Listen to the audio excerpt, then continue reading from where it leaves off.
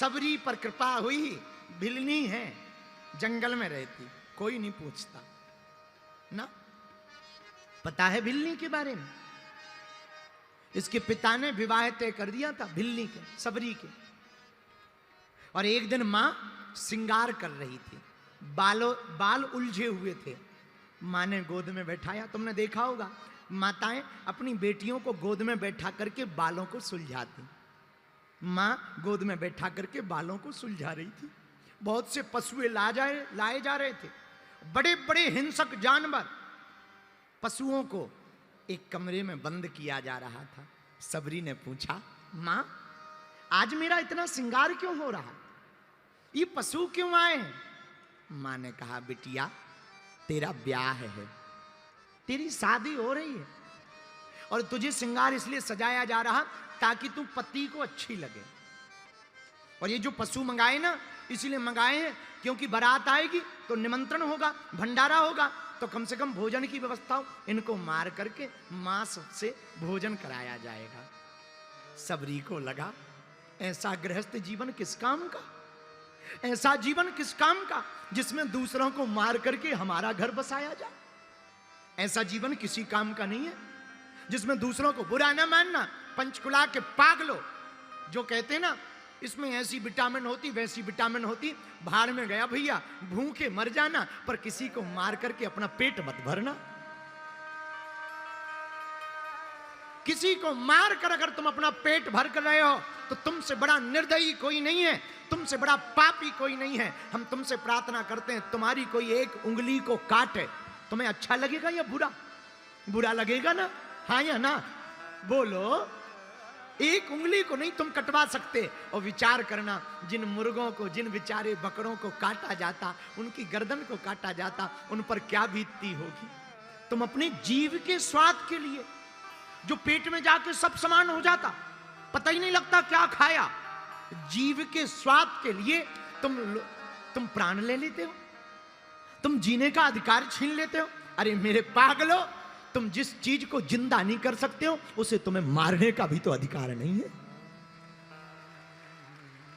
सबरी ने विचार किया, ये जीव मरेंगे मेरे विवाह में, भाड़ में गया ऐसा गृहस्थ, मुझे नहीं विवाह करना, मुझे नहीं शादी करनी। और रात के समय बारात आनी थी, रात को ही सबरी घर से भाग गई। भागते भागते जैसे ही जाने लगी, सोचा मैं तो जा रही हूं, ये बेचारे जानवर बंधे हुए हैं, इनको थोड़ी देर में काटा जाएगा। दरवाजे खोल दिए, सब जानवर जंगल में भाग गए। भागते भागते जानवरों ने सबरी को आशीर्वाद दिया, जा, जैसे मेरा बंधन खोला है तेरा परमात्मा बंधन खोलेगा। और सबरी वन में चली गई। पिता ने खूब खोजा पर पाया नहीं। रात के अंधेरे में बेचारी, पढ़ी लिखी तो थी नहीं, जाए कहां? एक पेड़ के ऊपर रहने लगी।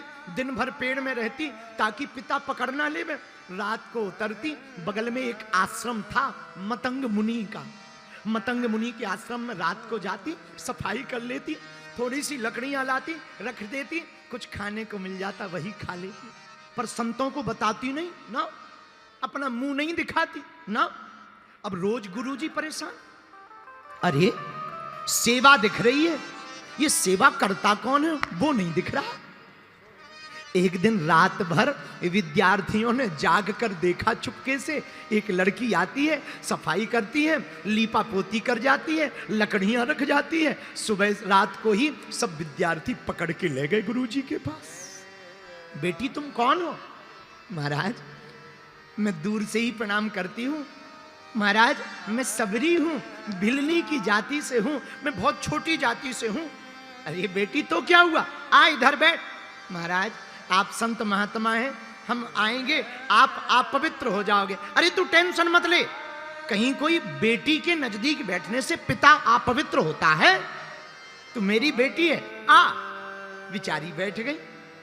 उसने अपनी आप बीती बताई। पता है मतंग मुनि ने क्या कहा? मतंग मुनि बोले, बेटी अरे तू टेंशन मत ले, अब तू आ गई है, जाना मत, यहीं रहे। महाराज पर तुम्हें लोग क्या कहेंगे? तू टेंशन मत ले, महात्मा हूं, मेरा नाम ही मतंग है, मैं सुनता किसी की नहीं हूं। चल तू प्रेम पूर्वक रहे, खूब सेवा कर।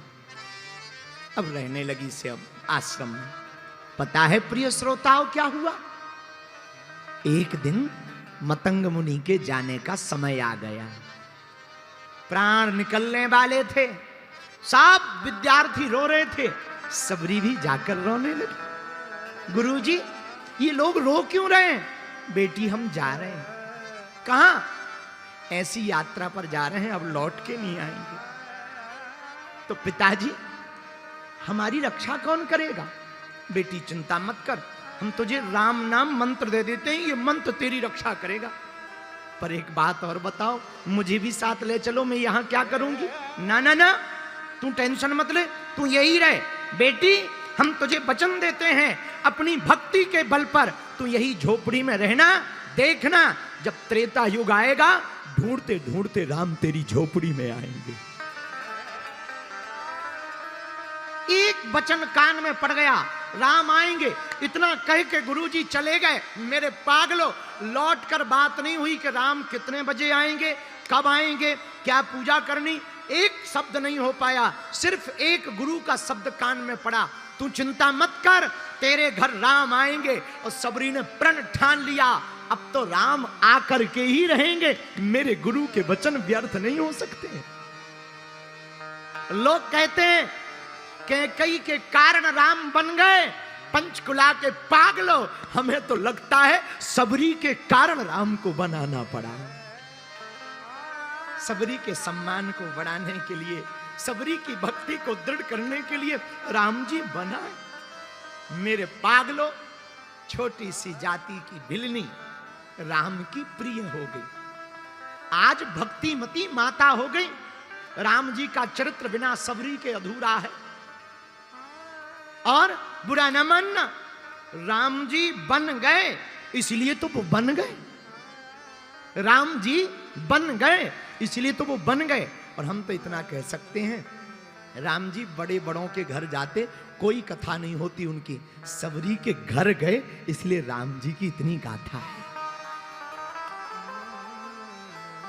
राम जी की गाथा का कारण ये है। तो हमने जो चौपाई ली, जा पर कृपा ता पर कृपा, राम जी की कृपा हुई सबरी पर। आज जगह जगह सबरी की चर्चा है। मेरे प्रिय श्रोताओ, इस कथा से यही सीखना है, अगर गुरु वचन दे दें तो फिर टलने वाला नहीं है। गुरु के वचन पर लेकिन भरोसा तुम्हें रखना पड़ेगा। अगर तुम डिग जाओगे तो कुछ ना पा पाओगे, अगर तुम टूट जाओगे तो तुम कुछ ना पा पाओगे। अगर तुम्हारा भरोसा अधूरा रहा कि गुरुजी ने कह तो दिया, होगा कि नहीं होगा, तो पक्का है नहीं होगा। अगर ये मन में आया कि होगा कि नहीं होगा, गुरुजी ने कह तो दिया, तो गारंटी मानिए 1% नहीं होगा। और अगर मान लिया कि मेरे गुरु ने कह दिया, तो फिर होता ही होता है। कुछ भी बिगड़ जाए, संतों की वाणी पर भगवान को विचार करना पड़ता है। इसीलिए हम भगवान के चरण ना पकड़ पाए, परमात्मा को ना पकड़ पाए, तो किसी महात्मा को पकड़ लें। महात्मा गुरु रूप में पकड़ लें। और हमसे कोई पूछे कोई गुरु बताओ, तो हमें तो एक ही नजर में गुरु आते, जय जय जय हनुमान कृपा करो,